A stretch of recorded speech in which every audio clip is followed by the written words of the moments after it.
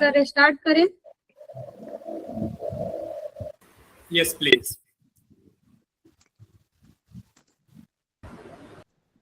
Good morning, everyone. I am Sibbi, today event host.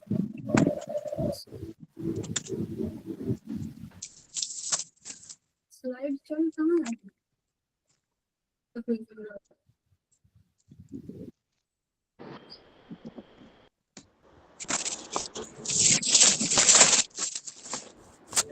अच्छा, इसमें देखना होगा कैसे देखते हैं, वीडियो देखना होगा इसमें। Good morning, everyone. I am Sibbi, today event host. Respected chief guest, faculty member and dear participant. मैं आज के इस सेशन के स्पीकर डॉक्टर कुंदन सर का बहुत बहुत स्वागत करती हूँ। आपका हमारे इस वर्कशॉप के तहे दिल से स्वागत है। One day national workshop on rehabilitation excellence advancing evidence based on health care organisation by Acharya global foundation in collaboration with Nirmal Kaya physio and rehab centre. ठीक है ना? शो किसी भी शुभ कार्य की शुरुआत ज्ञान और प्रकाश के प्रतीक दीप प्रज्वलन से की जाती है। दीपक हमें अज्ञान से ज्ञान और अंधकार से प्रकाश की ओर बढ़ने में प्रेरणा देती है। अब मैं सभी सम्मानित अतिथियों से अनुरोध करना चाहती हूँ कि इस शुभ परंपरा का शुभारंभ करें।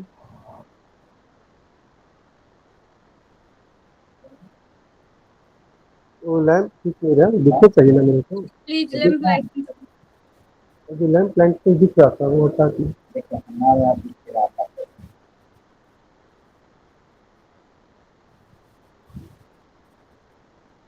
तो ऐसे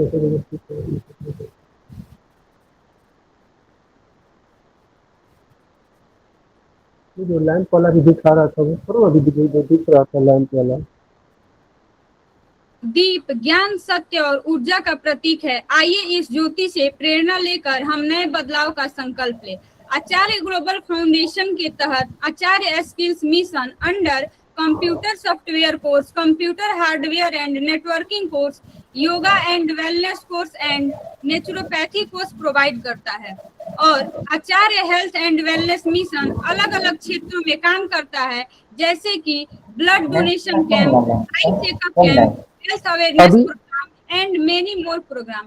आचार्य ग्लोबल फाउंडेशन का मिशन जहां शिक्षा और समर्पण एक साथ चलते हैं, वहीं उत्कृष्टता जन्म लेती है। आचार्य ग्लोबल फाउंडेशन इसी उत्कृष्टता का प्रतीक है। उन लोग का मुझे फोटो दिखना चाहिए ना, जो लड़की का दिख रहा अब था। वह समय आ गया है जिसका हम सभी इंतजार कर रहे थे। आज के हमारे respected speaker doctor Kundan Kumar sir हैं, जो कि एक expert physiotherapist, BCCI physiotherapist, BCA cricket और अरुणाचल क्रिकेट, दिल्ली क्रिकेट में अपना महत्वपूर्ण योगदान दे चुके हैं। Now I would like to invite our respected Kundan Kumar sir. जितने भी पार्टिसिपेंट हैं, मैं उनसे अनुरोध करना चाहती हूं कि कुंदन सर का स्वागत चैट बॉक्स में वेलकम सर लिख के करें। Thank you sir, over to you mic.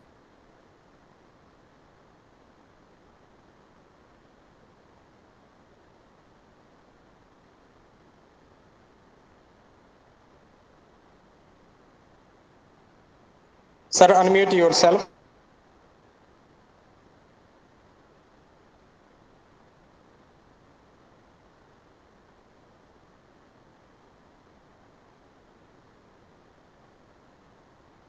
Sir, you are not audible. Please unmute yourself. अभी आ रहा है आवाज? Yes, sir. Okay. Okay, right. Thank you. Welcome to all. Here Dr. Kundan Kumar. आप लोग physiotherapy जरूर पढ़ रहे होंगे। आप कौन किस किस बैच में हैं मुझे मालूम नहीं। अमूमन कोई फर्स्ट ईयर में होंगे, कोई फाइनल ईयर होगा। I don't know much about that, but any how. तो आज का जो सेशन है, बस जस्ट एक हम सिलेबस तो कुछ नहीं पढ़ाएंगे, कि I am not going to teach you any syllabus of the physiotherapy. जो हमने जो कुछ काम किया है, जो 20-22 साल, उसके एक्सपीरियंसेस को आपके तक लाना कि फिजियोथेरापी को आप अपने लेवल पे कैसे समझते हैं और कैसे आप पेशेंट के साथ एक्सक्यूट करते हैं।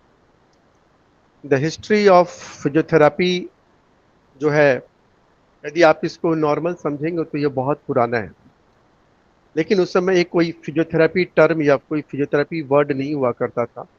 मगर एज सच बहुत सारे बुक में हमारे पास कई मतलब 100 साल पहले हवा से ट्रीटमेंट और पानी से ट्रीटमेंट, गर्म पानी का सेक, ये सब बहुत पुरानी पद्धति थी, जिसको आज हम लोग हाइड्रोथेरेपी बोलते हैं या स्टीम थेरेपी बोलते हैं। ये एक रिसेंट डेवलपमेंट है। मगर यदि बहुत पहले चले जाएं तो गर्म पानी की सेक या इवन हवा के थ्रू पेशेंट को ट्रीटमेंट करना, वायु के थ्रू, ये सब बहुत पुरानी पद्धति थी।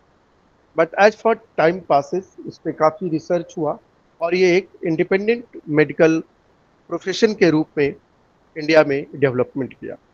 इसका थोड़ा सा हम लोग ब्रीफ को थोड़ा सा जब जानने का कोशिश करेंगे, तो यदि हम बात करें बिहार में, क्योंकि हम लोग सब बिहार में प्रैक्टिस कर रहे हैं, तो बिहार में ये जो फिजियोथेरेपी जो फुल फ्लेज कब आया, थोड़ा सा इसको हम लोग देखेंगे तो काफ़ी इंटरेस्टिंग रहेगा कि बिहार में ये 1978 के आसपास ये फिजियोथेरेपी जो है आया, और हेल्थ ऑफ बिहार इसको एज ए एक्सेप्ट किया एज ए फिजियोथेरेपी को।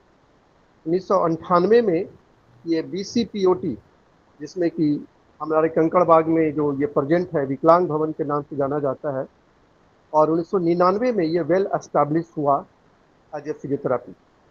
2014 में जाकर के ये और ज़्यादा डेवलपमेंट हुआ और 2017 में इसका वेल डेवलपमेंट आज बिहार में आया। और अब आज के तारीख में 2025-26 में आप देख रहे होंगे कि बहुत सारे फिजियोथेरापी कॉलेजेस काफ़ी सारे खुल गए हैं। और इंडिया की बात करें तो इंडिया में 1955, 52-53 या 1950 या 55 के बीच हम कह सकते हैं कि ये फिजियोथेरापी बॉम्बे में स्टार्ट हुआ था। और डॉक्टर KM मुंशी जो थे, उसके KEM हॉस्पिटल में, जो कि पोलियो पेशेंट थे, उसके लिए उन्होंने इंट्रोड्यूस किया था। और बाद में इनको एक UK के डॉक्टर उस समय का डॉक्टर वैसे बस नहीं था, RL जैकब्स एंड तेज मेहता, ये दोनों ने इसके कोर्स को अच्छे से डिजाइन किया था। बट धीरे धीरे इस पर बहुत सारे काम हुए और अलग अलग ब्रांचों में इसकी अब तो पढ़ाई होने लगी है। जैसे डिपार्टमेंट ऑफ न्यूरो अलग हो गए हैं, स्पोर्ट्स मेडिसिन अलग हो गया है, लाइक कार्डियो में अलग हो गया है, रिस्पिरेटरी अलग हो गया है।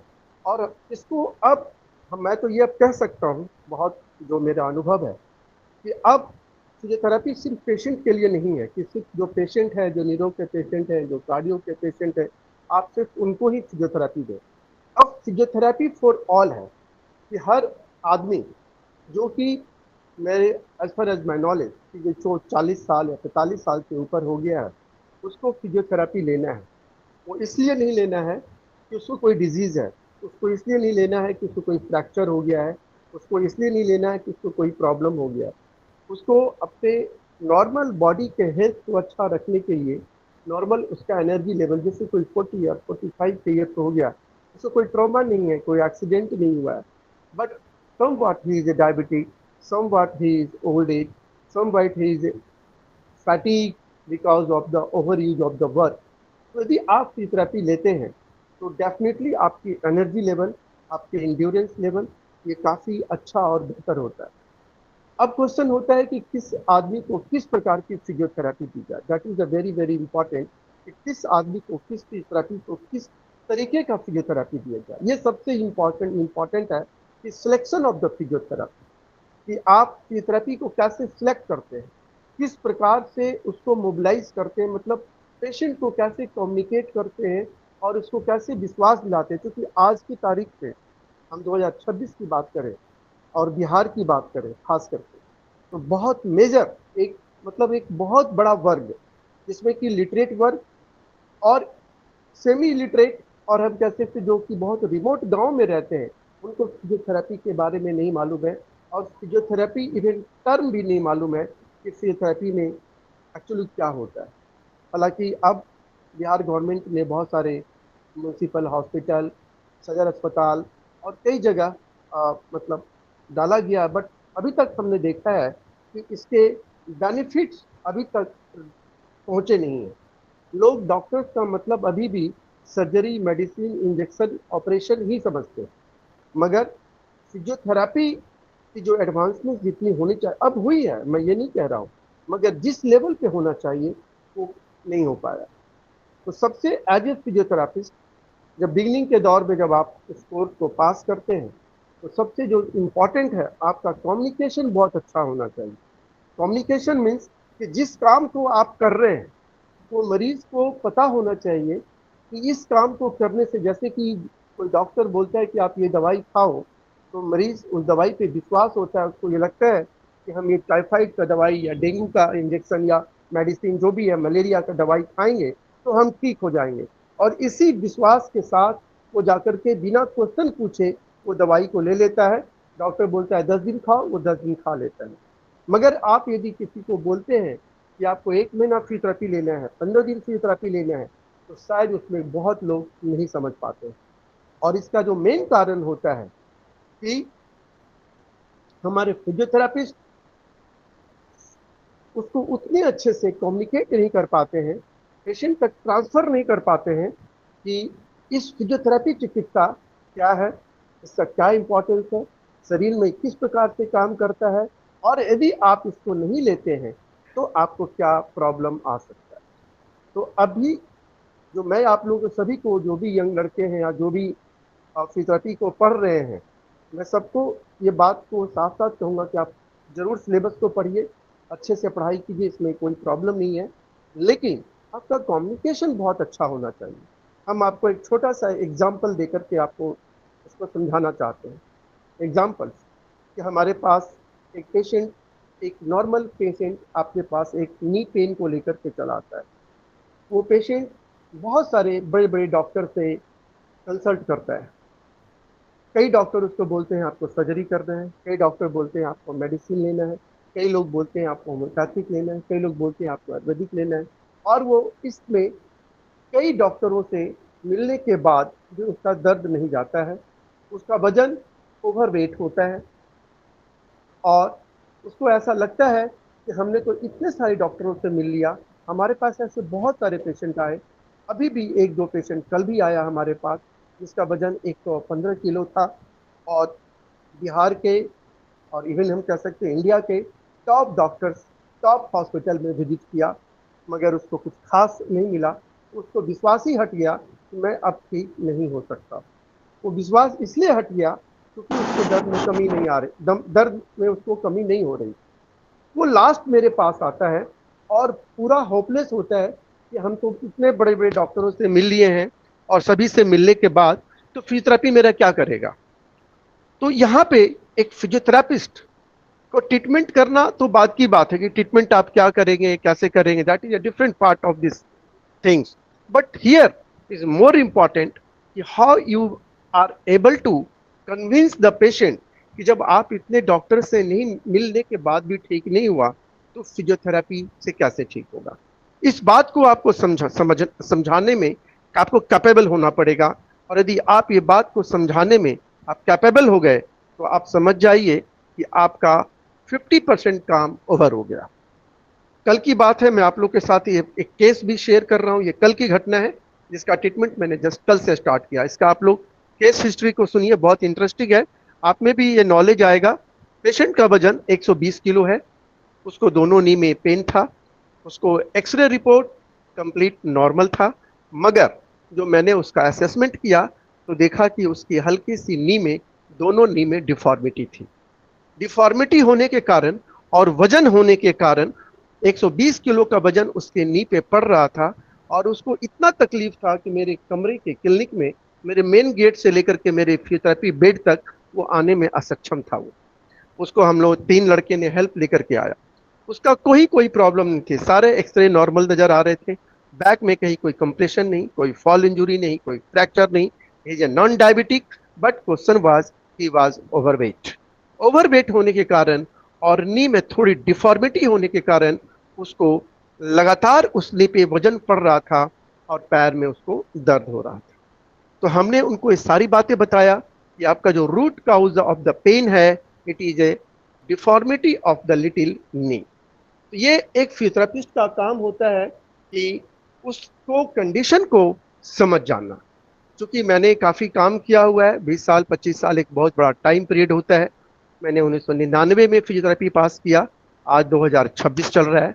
तो आप समझ सकते हैं कि 26 साल पहले जब मैंने फिजियोथेरेपी पास किया, उस समय का दौर और अब के दौर में बहुत अंतर है। इसमें 12-13 साल तो मैंने दिल्ली में काम किया।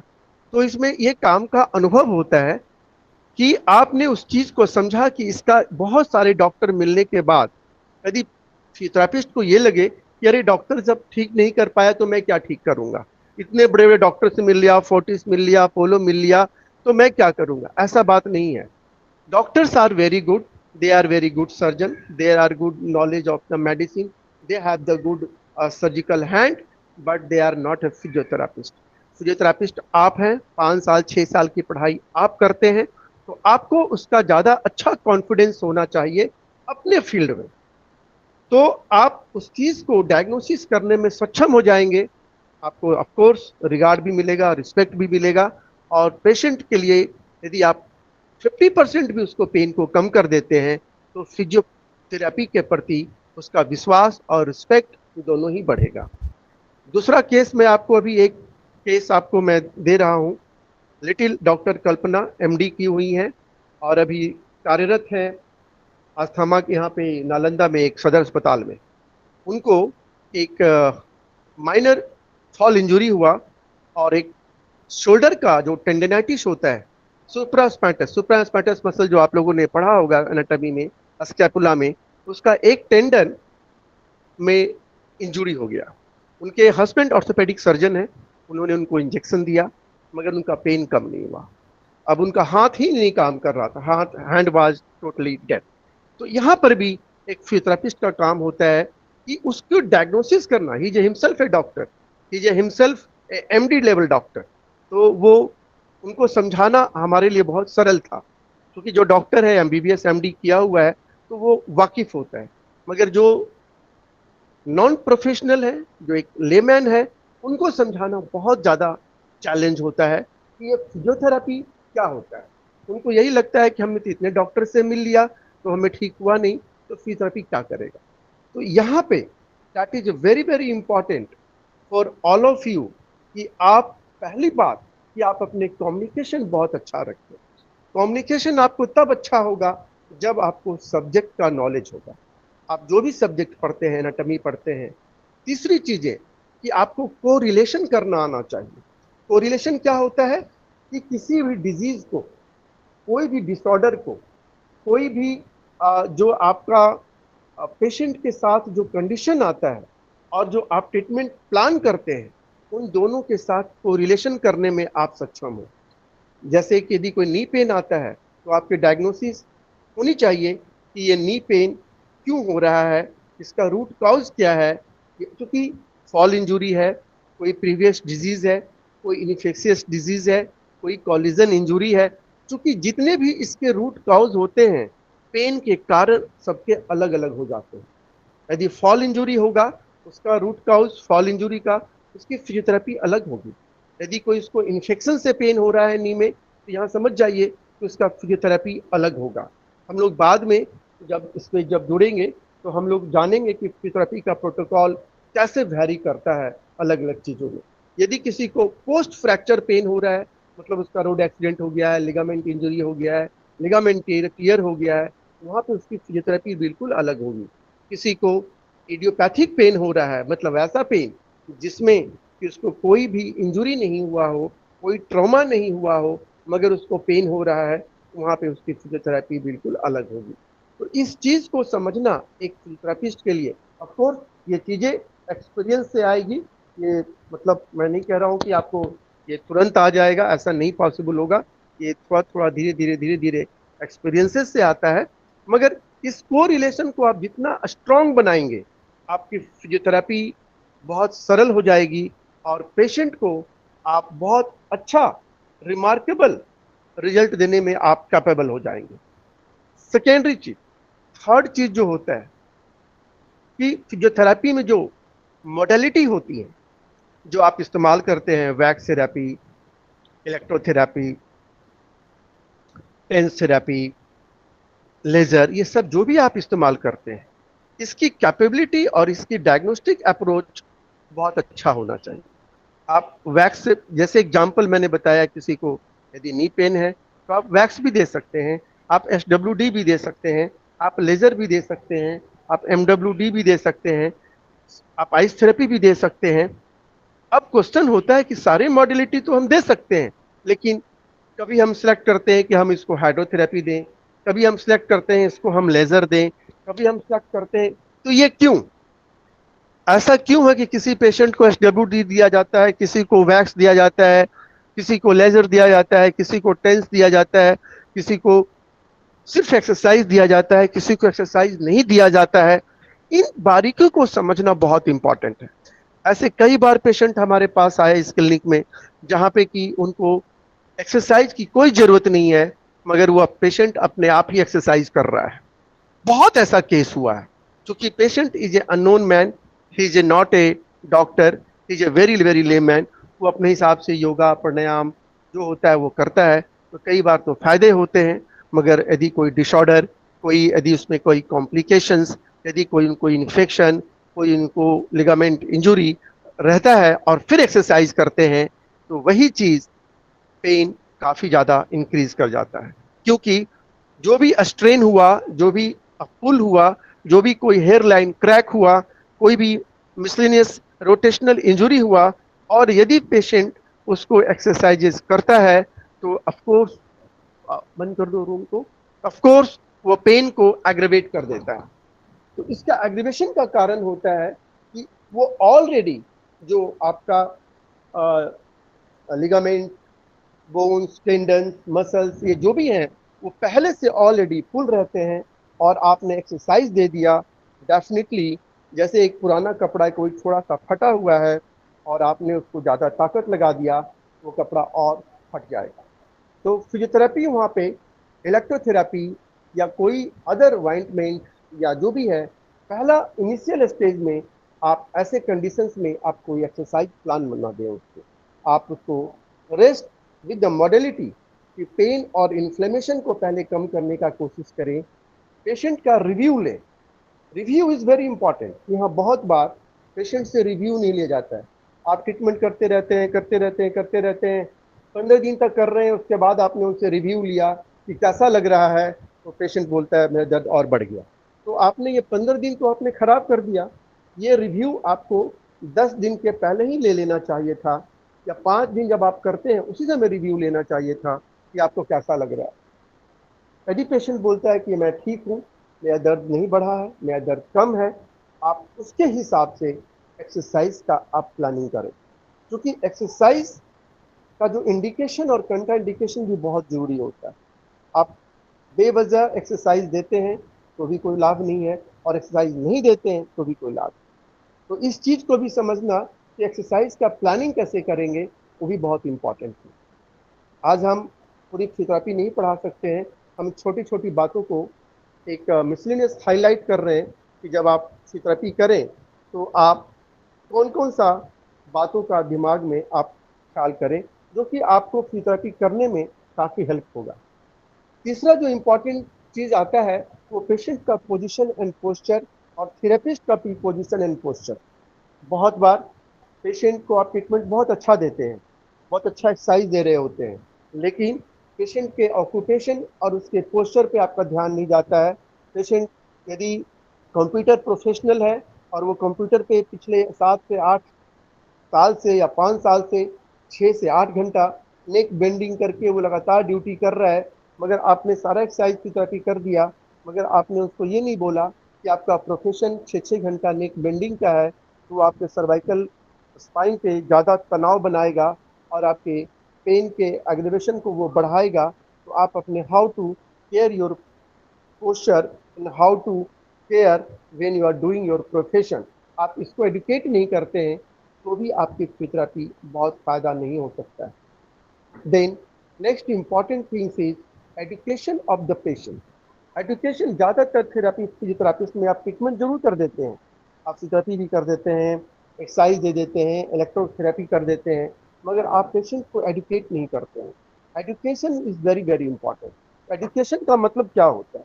एजुकेशन का मतलब ये नहीं होता है कि फिजियोथेरापिस्ट को, एक डॉक्टर को आप फिजियोथेरेपी बना दें, या सॉरी आई मीन से कि एक पेशेंट को आप डॉक्टर बना दें, या उसको पूरा एनाटॉमी पढ़ा दें, या उसको पूरा पैथोलॉजी, ये नहीं होता है।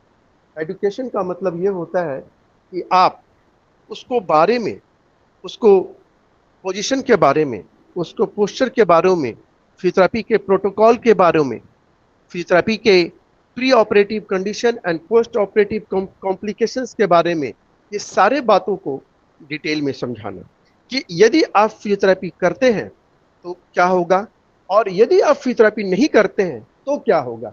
इस बात को हाईलाइट करना बहुत जरूरी है। आप छोटा सा एग्जांपल आपको इसके दे के समझाते हैं। मानते हैं कि कोई पेशेंट आपके पास पेरियार्थराइटिस का आता है, जिसको आप लोग फ्रोजन शोल्डर बोलते हैं, आपके पास आता है। आपने फिजियोथेरेपी कर दिया, आपने जो भी आप ट्रीटमेंट अपने हिसाब से करते हैं आपने कर दिया, हो सकता है पेशेंट को आप ठीक भी हो गए, लेकिन आप उसको एडुकेट नहीं किए। जब आप एडुकेट नहीं करते हैं तो समझिए कि आपका बहुत सारा जो मतलब कह सकते हैं हम कि ट्रीटमेंट्स जो है वो आपका पूरा कंप्लीट नहीं होता है। इसलिए नहीं होता है कि आपने ट्रीटमेंट तो जरूर कर दिया, but patient is a frozen shoulder, he is having the periarthritis, तो आपने उसके पूरे जो बॉडिकल के सिंपल वे में आपने ये बताया नहीं, थोड़ा सा उसको एक्सप्लेन करना था या करना चाहिए कि डू एंड डोंट्स, कि आप घर में किस काम को करेंगे और किस काम को नहीं करेंगे, किस प्रकार का प्रिकॉशन रखेंगे, ये बार बार होने का चांसेस जिसमें है तो कितना ज़्यादा है। यदि आप डायबिटिक हैं तो क्या आप केयर करेंगे, यदि आप नॉन डायबिटिक हैं तो आप क्या करेंगे, एक्सरसाइज का पैटर्न कितना होना चाहिए, एक्सरसाइज का ड्यूरेशन। बहुत बार ऐसे पेशेंट आया, हमने बोला कि 10 टाइम्स का रिपीटेशन करो, पेशेंट ने घर जा करके 1 घंटा और 100 बार एक्सरसाइज का रिपीटेशन किया। Next that time he next day आकर के बोला मुझे पेन बहुत ज़्यादा बढ़ गया। ये क्यों हुआ? क्योंकि पेशेंट के दिमाग में ये बातें आ गई कि मैं यदि ज़्यादा बार एक्सरसाइज करूँगा तो मैं जल्दी रिकवर कर जाऊँगा, मैं ज़्यादा हीट ले लूँगा तो मैं जल्दी रिकवर कर जाऊँगा, मैं ज़्यादा देर तक आइसिंग कर लूँगा तो मैं ज़्यादा रिकवर कर जाऊँगा, मैं ज़्यादा एक्सरसाइज कर लूँगा तो मैं ज़्यादा रिकवर कर जाऊँगा। तो ये जो जॉब होता है एक फिजियोथेरेपिस्ट का होता है कि उसको ट्रीटमेंट के साथ साथ एडुकेट करना भी बहुत जरूरी है कि एक्सरसाइज का ड्यूरेशन कितना होना चाहिए, दिन में एक्सरसाइज कितने बार होने चाहिए, एक रिपीटेशन में या एक सेट में कितना रिपीटेशन होना चाहिए। It's very very important. अगर आप इन सब बातों को फोकस नहीं करते हैं तो आप, मेरा ये मानना है अपना 20-25 सालों का प्रैक्टिस में, देखिए फिजियोथेरेपी आप कुछ भी कर सकते हैं, आप कोई भी एक्सरसाइज दे सकते हैं, कोई भी सेक दे सकते हैं, वैक्स दे दीजिए, मॉडलिटी दे दीजिए, आई कुछ भी दे सकते हैं, दैट इज डिफरेंट थिंग्स। आप बुखार में आप कॉम्बीफ्लेम खा रहे हैं, पैरासीटामोल खा लें, ये खा ले हुआ, बट एक अच्छा डॉक्टर होता है जो कि बहुत वेल क्वालिफाइड डॉक्टर होता है, एक्सपीरियंस डॉक्टर होता है, वो क्या करता है, वो डिजीज को डायग्नोसिस करता है, डायग्नोसिस करके उसके साथ जो मेडिसिन होते हैं उस मेडिसिन को मैच कराता है। तो फिजियोथेरेपी भी एक मैचिंग है। आप जैसे मैंने बताया कि आप कुर्ते के साथ पैजामा पहनेंगे तो ज़्यादा बेटर होगा, आप कुर्ते के साथ आप पजामा की जगह आप कोई फुल पैंट पहन लेते हैं तो भी चलेगा, मगर वो मैच नहीं करेगा। कुर्ता पजामा और टाई आप पहन लेते हैं तो ये मैच नहीं करेगा। तो फिजियोथेरेपी भी एक मैचिंग है। मैचिंग क्या है कि एक डिजीज के साथ मॉडलिटी को मैच करा देना। यदि कोई बैक पेन पेशेंट है, आप जिसका किसी का मन किया हाइड्रोथेरेपी दे दिया, किसी का मन किया एसडब्ल्यू दे दिया, किसी का मन किया आईएफटी दे दिया, किसी का दिल किया एक्सरसाइज कर दिया, किसी का दिल किया तो मसाज कर दिया, तो आप करने का तो कुछ भी कर दिया आपने, और हो सकता है कि 100 में से 20 लोग ठीक भी हो जाए, मगर उसमें से 5 केस जो ठीक नहीं होता है या मिस गाइडेड होता है, वो हमारे प्रोफेशन को डिक्लाइन करता है। उसके दिमाग में जाता है कि ये फिजियोथेरेपी उतना वर्थ नहीं है, इससे उतना फ़ायदा नहीं होता है, और ये एक गलत मैसेज आपको सोसाइटी में जाता है। यदि ऐसे कंडीशन में यदि आप फिजियोथेरेपी करते हैं तो आप उसकी डायग्नोसिस प्लानिंग पहले बनाएं जरूर। डायग्नोसिस प्लानिंग आप according to the nature of back pain या जो भी डिजीज लेकर के आता है, आप सबसे पहले आपको यदि एमआरआई पढ़ने आता है, यदि आपको सीटी स्कैन पढ़ने आता है, यदि आपको उसका एक्सरे पढ़ने आता है, तो आप कोशिश करें उसको एक बार पढ़ने का। देखिए आज उतना टाइम नहीं है कि मैं जब और हम लोग क्लासेस को करेंगे तो हम लोग एक एक टॉपिक को लेकर के कवर करेंगे और उसको डिटेल पढ़ेंगे। जैसे भी हम लोग को किसी दिन हम लोग शोल्डर इंजरी को लेकर पढ़ेंगे, किसी दिन हम लोग बैक इंजरी को पढ़ेंगे, किसी दिन हम लोग लेग, या तो हम उसमें डिटेल बताएंगे। हम एक अभी आज का जो क्लास है एक जनरल इंफॉर्मेशन है, तो हम एक जनरल इंफॉर्मेशन ही आपको दे रहा हूँ। तो इसमें जो मैंने बताया कि जब भी कोई पेशेंट आपके पास आता है कोई भी, तो आप पहले ये कोशिश कीजिए कि आप उससे पहले पूछिए कि आपने कोई डॉक्टर से मिला। आप पहले उसका प्रिस्क्रिप्शन देखने की कोशिश कीजिए कि डॉक्टर ने क्या डायग्नोसिस बनाया है। डॉक्टर ने कोई डायग्नोसिस तो बनाया होगा कि बैक पेन हो रहा है तो क्यों हो रहा है। फिर उसका आप रूट कॉज जानने का कोशिश कीजिए कि ये पेन क्यों हो रहा है। पेशेंट गिर गया है, चोट लगा है, ट्रॉमा है, एक्सीडेंट है। देन थर्ड है कि उसकी जो डायग्नोसिस के हिसाब से आप उसके पेन मैनेजमेंट पे कोशिश कीजिए। पहला जो काम होता है फिजियोथेरेपिस्ट का, वो काम होता है पेन मैनेजमेंट। क्योंकि पेशेंट कोई भी पेन, ग्राइन पेन लेके आए, बैक पेन के लेके आए, नेक पेन करके लेके आए, तो आप डायरेक्ट उसको एक्सरसाइज देकर के ठीक करने की कोशिश करते हैं, तो मेरा जो अनुभव है कि 80% में उसका पेन बढ़ जाता है। क्यों? क्योंकि यदि आप पेन में ही एक्सरसाइज दे देते हैं तो it never be manage. First goal of physiotherapist to maintain and reduce the pain by use the various electrotherapy modalities और बाय द रेस्ट।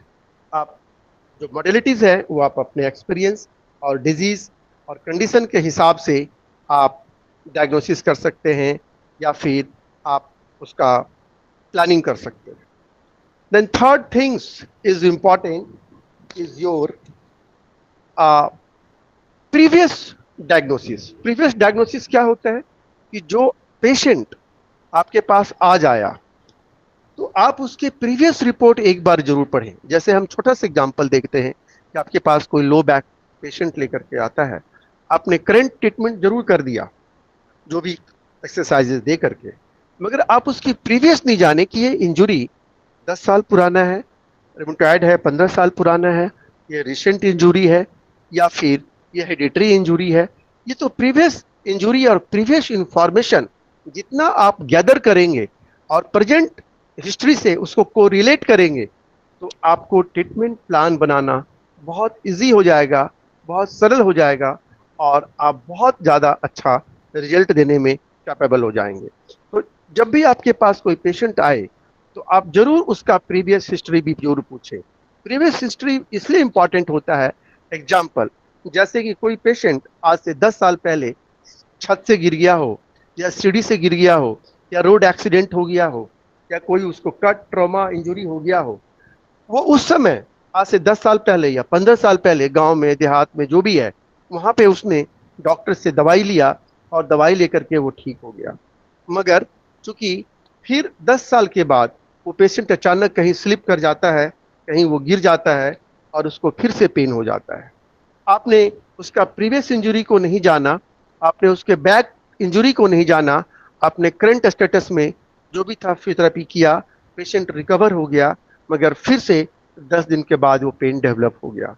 वो इसलिए हुआ कि क्योंकि आज से 5-7 साल पहले उसका फॉल इंजरी हुआ था, उसको मात्र बहुत इंटरनल इंजरी ट्रॉमा हुआ था।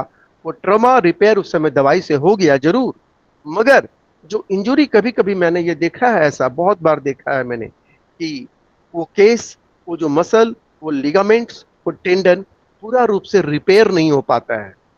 जब तक मसल, लिगामेंट, टेंडन ये पूरा कंप्लीट रूप से रिपेयर नहीं होता है तो पेशेंट को रह रह करके पेन होते रहेगा। या physiotherapy is very important, particular electrotherapy to repair the your muscle, ligament tendon by the various modalities. मैं ये आपको एक गारंटी और चैलेंज के साथ कह सकता हूँ कि यदि किसी को ट्रॉमेटिक इंजरी हुआ हो, जैसे किसी को रॉड से, कोई हार्ड सब्जेक्ट से, कोई डंडा से या किसी प्रकार से हिट इंजरी हो गया हो, ज़्यादातर आजकल बिहार के या अदर भी स्टेट के गांव देहात में लड़ाई झगड़ा में होता है, तो वो पेशेंट दवाई जरूर खा लेगा, मगर मैं आपको लिख करके देता हूँ, विथ फुल कॉन्फिडेंस कहता हूँ कि उसको पेन कई सालों तक रहेगा, क्योंकि उसको चोट से उसके लिगामेंट, बोन, टेंडन, आर्टरी कुछ भी उसका डैमेज हो सकता है, और कोई भी मेजर हिट इंजरी बॉडी के अंदर हो सकता है, अंदर में इंटरनल इन्फ्लेमेशन आ सकता है, अंदर में हेयर लाइन इंजरी हो सकती है। तो ऑफ कोर्स फर्स्ट बार में तो डॉक्टर्स जो दवाई देंगे, जो भी करेंगे, ड्रेसिंग करेंगे, मगर यदि वो पेशेंट फिजियोथेरेपी 2-15 दिन 20 दिन नहीं लेता है, तो मेरा जो अपना एक्सपीरियंस है, पेशेंट को लॉन्ग टाइम तक दर्द रहने की संभावनाएं बनी रहेगी। लॉन्ग टाइम मीन्स वो सम टाइम पेशेंट को 10 ईयर्स 5 ईयर्स तक थोड़ा थोड़ा दर्द बना ही रहता है।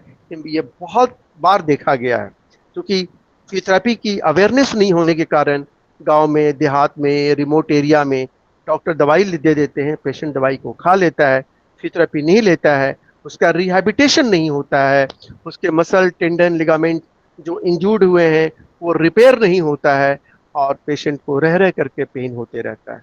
तो ऐसे कंडीशन में आप लोग को इन्फॉर्मेशन देना चाहता हूं कि जो भी ऐसे केस आपके पास आए, जो हार्ड हिट इंजरी हो, लॉन्ग टर्म्स प्रीवियस इंजरी हो, उसके रूट काउज को आप जरूर जानें, और प्रेजेंट जो कारण हो रहा है और जो प्रीवियस कारण हो रहा है, दोनों को आपको रिलेट करें। दोनों को कोरिलेट करने के बाद ही आप पेशेंट को डायग्नोस्टिक अप्रोच बना करके अब तब आप ट्रीटमेंट देंगे। The result is very wonderful. मैं बार बार बोला कि आज के एक क्लास में सारे चीज़ को कवर करना ये पॉसिबल नहीं है, but what ever it is you can do in the first class session, just you take your experiences and implement in your practice. अब physiotherapy particular in sports, I am working in the sports में ये ज़्यादातर देखा गया कि greatest challenge है जो आता है प्लेयर के पास, वो क्या होता है कि रिटर्न टू द गेम। चूंकि उसकी लिगामेंट इंजरी हो गई, उसको टेंडन इंजरी हो गई, आपने ट्रीटमेंट दे दिया, उसने सर्जरी करा लिया, वो डॉक्टर से मिल लिया, उसने दवाई खा लिया, मगर greatest challenge is a national player, is a international player, तो उसको दोबारा गेम में जाना है। और दोबारा गेम में तभी जा सकता है जब उसका रिहैबिलिटेशन ट्रेनिंग हो, उसकी प्रॉपर फिजियोथेरेपी रिहैबिलिटेशन हो, जो मसल, ग्रॉइन मसल्स, लिगामेंट्स, जो उसके टेंडन्स और जो भी डैमेज हो गए हों चोट से, इंजरी से, ट्रॉमा से, आप उसको रिहैब करके, रिहैब का मतलब वैसी हैबिट जो कि आदमी पुनः कर सके। एक्सीडेंट, रोड ट्रॉमा, फ्रैक्चर के कारण उसकी जो इंजरी हो गई है, उस इंजरी को आप रिपेयर करके पहले की तरह आप उसको ला दें, that is the rehabilitation process. और ये जैसे कि बेस्ट आपने देखा था, Rishabh Pant is the best example, जिसने कार एक्सीडेंट में, इतना मेजर एक्सीडेंट हुआ उसको, उसके लिगामेंट डैमेज हुए, उसको टेंडन्स डैमेज हुए, उसको सर्जरी हुई, बीसीसीआई ने कराई, और ये फिजियोथेरेपी की देन थी कि 1 साल फिजियोथेरेपी उसकी रिहैबिलिटेशन ट्रीटमेंट बेंगलोर में चली, और बाद में वो इंटरनेशनल क्रिकेट में वापस आया। आप जस्ट इमेजिन कीजिए, जो उस आदमी को इतना बड़ा रोड एक्सीडेंट हो और यदि वो फिजियोथेरेपी नहीं लिया होता तो 2,00,000% मैं कह सकता हूँ कि वो क्रिकेट में वापस इंटरनेशनल नहीं आ सकता था, क्योंकि उसके मसल्स, उसके लिगामेंट्स, उसके टेंडन में वो इंड्योरेंस नहीं आता जो कि रिहैबिलिटेशन और फिजियोथेरेपी करने के बाद आता है। ये जो मेथड ऑफ रिहैबिलिटेशन है is a very long process, एक स्टेप बाय स्टेप प्रोसेस है, आप इसको एक बार में नहीं समझ सकते हैं, लेकिन हम लोग जब इस ऑनलाइन ट्रेनिंग को क्लास को चलाएंगे तो हम लोग एक एक करके कोई छोटे छोटे इंटरेस्टिंग टॉपिक को लेकर के इसमें डिटेल पढ़ा जा सकता है। देखिए, ऑनलाइन क्लासेस में आपको एक बार में ऐसा नहीं है कि जो आप मेरे को सुन रहे हैं उसमें आप वेल ट्रेंड हो जाएंगे, दैट इज वेरी श्योर। मगर यदि मैंने जितने शब्द बोले उसमें से कुछ भी शब्द 10 लाइन, 5 लाइन, 2 लाइन, 1 लाइन यदि आप डेली सुनते हैं और डेली उसके एक लाइन को भी अपने प्रोफेशनल कैरियर में इम्प्लीमेंट करते हैं, डेफिनेटली वो आपको अच्छा फिजियोथेरापिस्ट बनने में और अच्छा प्रैक्टिस करने में आपको जरूर से जरूर हेल्प करेगा। क्योंकि लर्निंग बहुत स्लो है। हर बार मैं भी सीखा ही हूँ। मैं भी कैसे इलेक्ट्रोथेरेपी से कैसे लिगामेंट इंजरी में, मस्कुलर टीयर में मोबिलाइजेशन देना है, एक्सरसाइज देना है, स्ट्रेंथनिंग देना है, ये सब एक प्रोसीड्यूर है और ये एक सब एक्सपीरियंसेस है जो आप स्टेप बाय स्टेप आप फॉलो करते हैं। ऑनलाइन मेथड्स जो आजकल इजी है कि आप घर बैठे भी बहुत सारे सब्जेक्ट को आप फॉलो करते हैं, बहुत सारे सब्जेक्ट को आप सीखते हैं। तो यहाँ भी आप कुछ को सीख सकते हैं, बशर्ते आपको उसमें कितना इंटरेस्ट है और अपने कितने इंटरेस्ट को दिखाते हैं। तो हमने एक समराइज किया मैं इसकी, बिहार में फिजियोथेरेपी बहुत अब अच्छा हो गया है। अब हर जिला लेवल पे, प्रखंड लेवल पे, राजधानी लेवल पे, बड़े अस्पताल में, छोटे अस्पताल में, हर जगह अब फिजियोथेरेपिस्ट आ गया है। यूरोप से लेकर, अमेरिका से लेकर के दुनिया के तमाम कंट्री में फिजियोथेरेपी अब हो गया है। अब ये एक महंगा सब्जेक्ट भी है। बड़े बड़े कॉलेजेस में इसकी पढ़ाई की चार्ज 30 लाख 40 लाख रुपए तक है। फिर भी बिहार में ये पढ़ाई काफ़ी सस्ती है। 5 लाख 8 लाख 10 लाख तक में ऐसे पढ़ाई हो जाती है। मगर बाहर के स्टेट में ये पढ़ाई बहुत महंगा है। ये बहुत एक नोबल प्रोफेशन है, क्योंकि आज फिजियोथेरेपी सिर्फ पेशेंट नहीं करता है, आज फिजियोथेरेपी एक हेल्दी आदमी भी करता है। जितने बड़े बड़े सेलिब्रिटीज हैं, जितने जितने बड़े बड़े क्रिकेट स्टार हैं, जितने बड़े बड़े फिल्म स्टार हैं, वो लोग सब लोग प्रोफेशनल फिजियोथेरेपिस्ट को रखते हैं और अपनी डेली फिजियोथेरेपी करते हैं। बॉडी को स्ट्रेचिंग्स, मसाज, एक्सरसाइज और ट्रेनिंग्स लेते हैं ताकि उनका बॉडी हेल्दी और इंड्योरेंस रहे, ताकि वो अच्छे से और बढ़िया बेहतर परफॉर्मेंस कर सकें।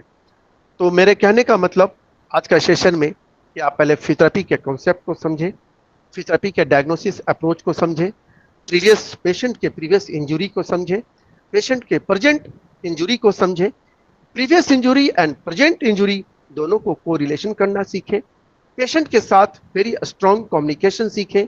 सब्जेक्ट का नॉलेज होगा तभी आप अच्छा कम्युनिकेशन भी कर सकते हैं।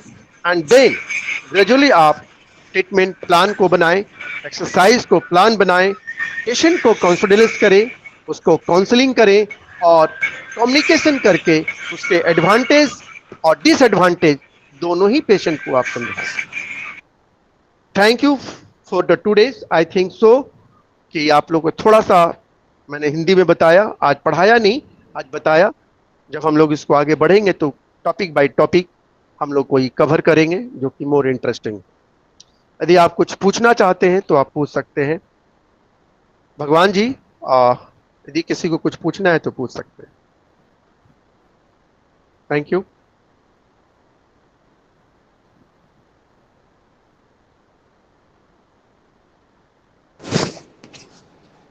Dear anchor, हाँ Bhagwan ji, over. Thank you sir for this wonderful session. आप आज ने जो भी हमारे युवा के लिए मार्गदर्शन दिए वो हमारे युवा के लिए काफी सराहनीय है। Take a journey with Kundan sir. Technical team please video play करे कुंदन सर के लिए, कुंदन सर की जर्नी की।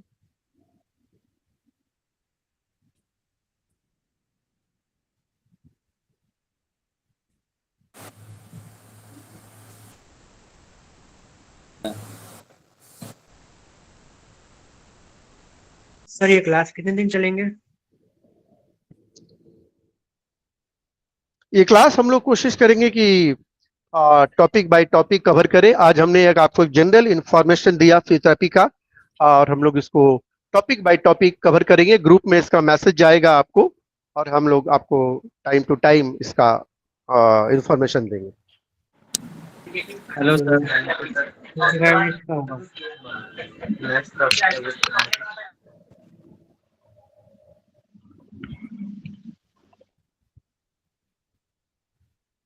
तो 45 मिनट्स का होगा। हाँ, 45 minutes then off one class 45 minutes on off. Thank you sir. Sir ये जो क्लासेस होंगे ये लाइव सेशंस में होंगे क्या, रिकॉर्डेड सेशंस में हमें देखने पड़ेंगे सर ये क्लासेस को? नहीं, लाइव भी होगा और रिकॉर्डेड दोनों रहेगा। ये हमारी टेक्निकल टीम इसको देखेगी। भगवान सर है जो आचार्य ग्लोबल फाउंडेशन है, वो सारा चीज को देखेगी, आपको इन्फॉर्मेशन भी देगा कि इसको कैसे बच्चों तक में मैसेज पहुंचाया जाए, कैसे इसको मोर से मोर बेनिफिट्स हो पेशेंट को, इसको बताया जाए, वो हमारी फाउंडेशन करेगी। आज तो फर्स्ट क्लासेस था, आपने फॉलो किया जो हमने कुछ बताया?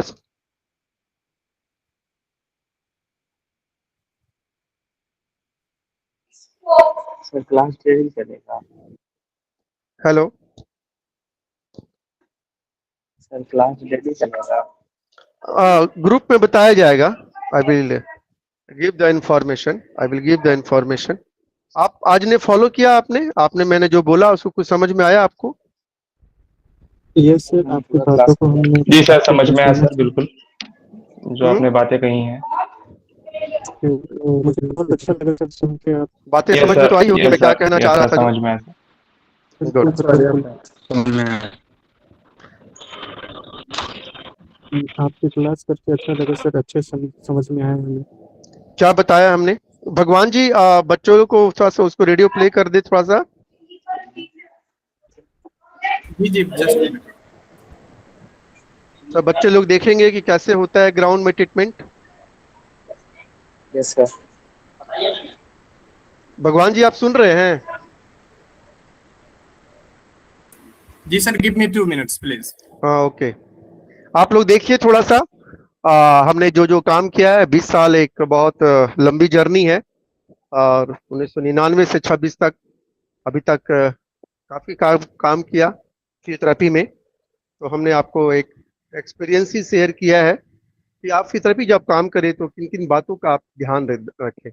उसमें कुछ हमारे वीडियोस हैं, आप उस वीडियो को देखिए कि ग्राउंड में कैसे ट्रीटमेंट होता है। और हम लोग इस पे काफी कुछ फोकस करेंगे, क्योंकि सिलेबस को पढ़ना एक अलग चीज है और सिलेबस को इम्प्लीमेंट करना एक अलग चीज है। दोनों इज इंटायरली डिफरेंट थिंग्स है। कभी कभी आप बहुत अच्छा जानते हैं मगर आप पेशेंट को कन्विंस नहीं कर पाते हैं कि आप क्या ट्रीटमेंट देना चाह रहे हैं, आप क्या करना चाह रहे हैं। जब आप कन्विंस नहीं कर पाते हैं, पेशेंट आपके पास ट्रीटमेंट नहीं ले पाता है, क्योंकि उसको पहले से ही फिजियोथेरेपी पे ट्रस्ट नहीं है और आपने भी वैसा उसको कॉन्फिडेंस नहीं दिया, तो he can not trust this treatment protocol. तो इम्पॉर्टेंट काफ़ी होती है सबसे पहले कि आप इस ट्रीटमेंट प्रोसीड्यूर को बहुत अच्छे से पेशेंट के पास रखें। आप जितना अच्छे से पेशेंट के पास रखेंगे, जितना अच्छे से उसको समझाएंगे, आप तब आप बेहतर ट्रीटमेंट आप देने की कोशिश कर रहे हैं। आप ये देखिए हमारी जर्नी है, वैभव सूर्यवंशी है, ये करशन घावरी है, ये नाइट राइडर के ये चंद्रकांत पंडित है, कोच है, मुकेश कुमार है, ये हमारे पास ये सुनील गावस्कर सर हैं, ये हमारा टीम बीसीसीआई का, ये हमारे न्यूजीलैंड के हेड कोच हैं, ये बंगाल के कोच हैं, ये हमारे डिप्टी सीएम साहब हैं, ये झारखंड के सीएम हैं, वैभव सूर्यवंशी हैं, करशन घावरी हैं, ये हमारे पास चंद्रकांत पंडित हैं, मुकेश कुमार हैं, दिल्ली डेयरडेविल्स, ये हमारे खेल मंत्री साहब हैं, रोहित शर्मा हैं, गौतम गंभीर है, वसीम अकरम है, सचिन तेंदुलकर हैं, ये हमारे बीसीसीआई का अजय रात्रा हैं, MS धोनी हैं, सुनील गावस्कर हैं, ये इंडिया के मैच का है, इंडिया ऑस्ट्रेलिया शाइन वॉन्ड अब नहीं रहे इस दुनिया में।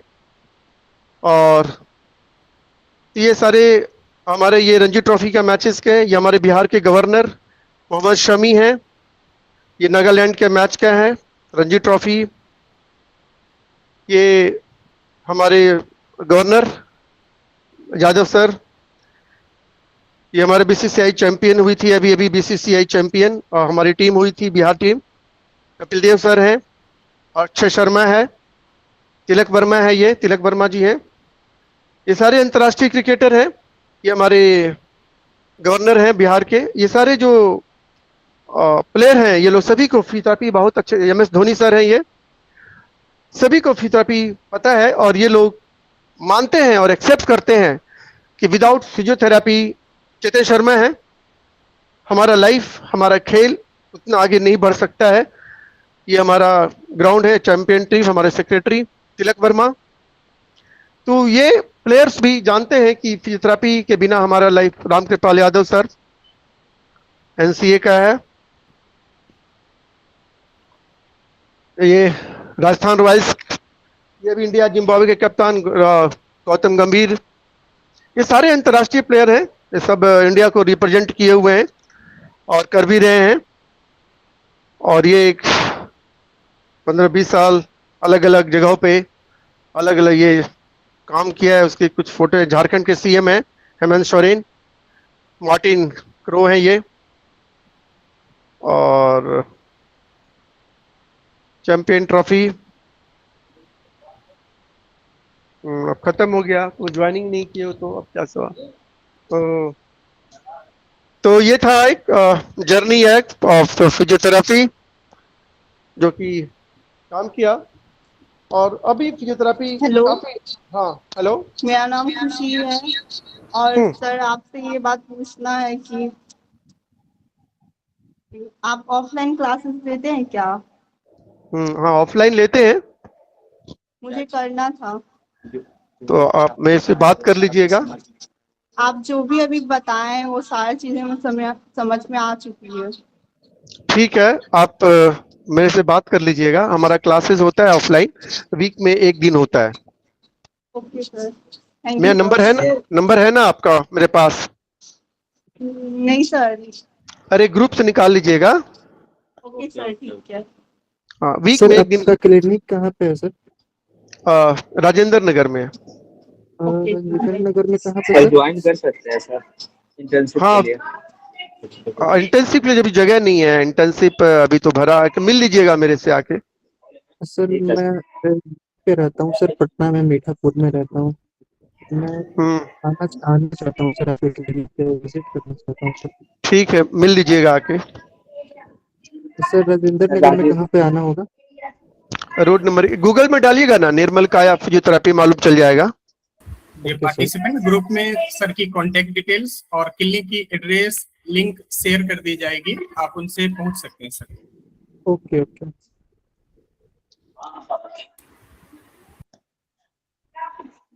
आप लोगों ने फॉलो किया मेरे को? Okay, thank you sir. Yes sir. जी सर, मैंने फॉलो किया आपको। बात समझ में आई कुछ आज? Yes sir. यस सर, सारा जो भी कुछ जितने भी आपने बताया वो सारा पार्टिसिपेंट कुछ हैं, समझ में आ रहा है। जितने भी और आया पार्टिसिपेंट भी है, है। अगर उनका बैकग्राउंड अच्छा हो तो वो अपना कैमरा ऑन कर सकते हैं। आप बात कर सकते हैं मेरे से। आपने मेरी बातों को फोकस किया जो मैंने बताया? जी हाँ सर, हाँ सर। आपको वो चीज इंपॉर्टेंट नजर आया?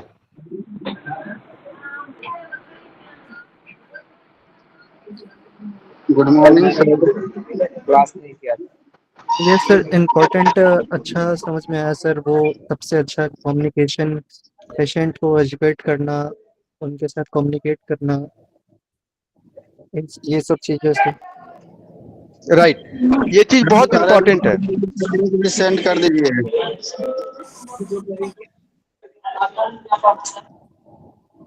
एक बार मैं फिर से बोल रही हूँ, जितने भी पार्टिसिपेंट हैं उनका अगर बैकग्राउंड अच्छा हो तो वो अपना कैमरा ऑन कर सकते हैं।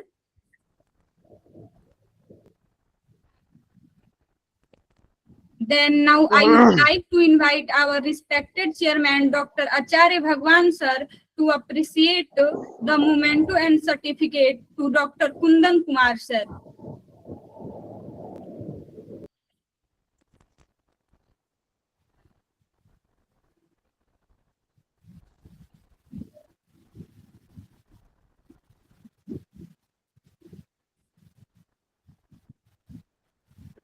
Thank you.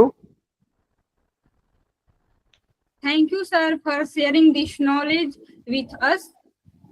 Acharya, important notice, जितने भी पार्टिसिपेंट हैं उनके ईमेल पे सर्टिफिकेट 2-3 दिन के अंदर कर दी जाएगी। अभी जो ग्रुप में लिंक गया है आप उसको फिल कर दीजिए, आपके व्हाट्सएप पे सर्टिफिकेट सेंड कर दी जाएगी।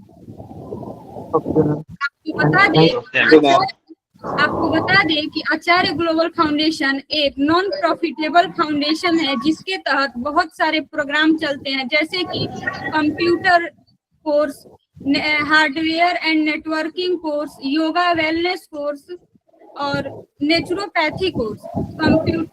आचार्य ग्लोबल फाउंडेशन के तहत बहुत सारे मिशन, आचार्य ग्लोबल फाउंडेशन का बहुत सारा मिशन है, जैसे कि blood donation camp, health awareness camp Acharya global foundation द्वारा प्रोवाइड की जाती है। अगर आप आचार्य ग्लोबल फाउंडेशन से जुड़ना चाहते हैं तो अगर आप आचार्य ग्लोबल फाउंडेशन से जुड़ना चाहते हैं और यदि आप आचार्य ग्लोबल फाउंडेशन से जुड़ना चाहते हैं और समाज की सेवा करना चाहते हैं तो आप आचार्य ग्लोबल फाउंडेशन का जो नंबर दिया गया है स्क्रीन पे उससे लिख सकते हैं और समाज की सेवा कर सकते हैं। आचार्य ग्लोबल फाउंडेशन आज के युवा के लिए one of the best foundation है। स्क्रीन पे नंबर दिया गया है, आप आचार्य ग्लोबल फाउंडेशन का नंबर सेव कर सकते हैं।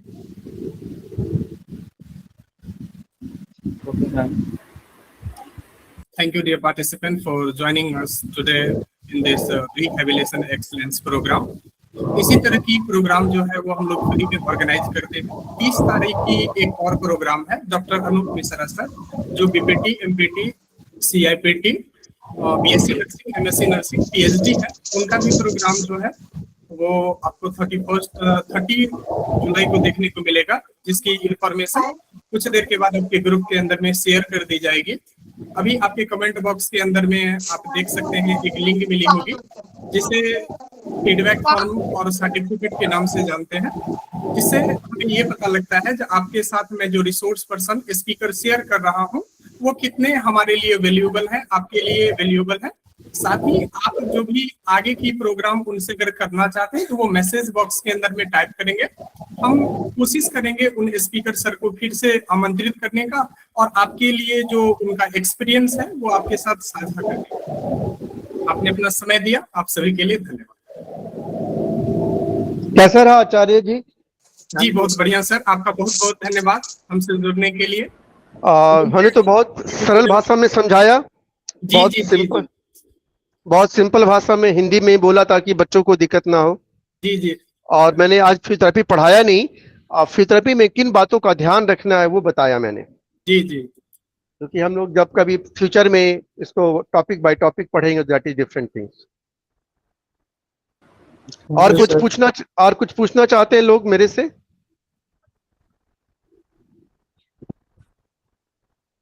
किन्हीं को अगर कोई क्वेश्चन हो सर से तो इंटरेक्ट कर सकते हैं सर के साथ।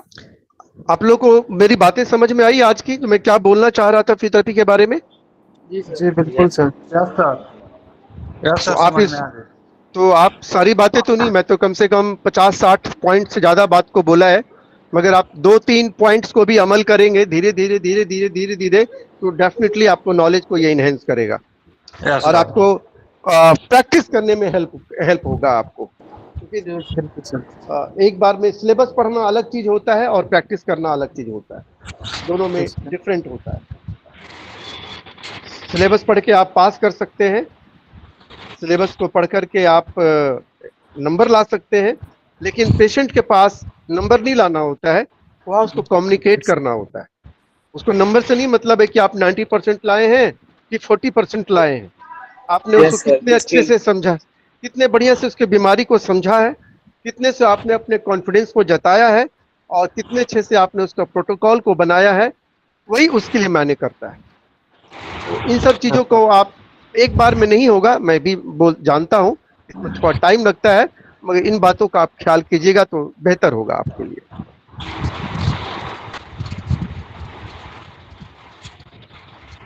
ठीक है?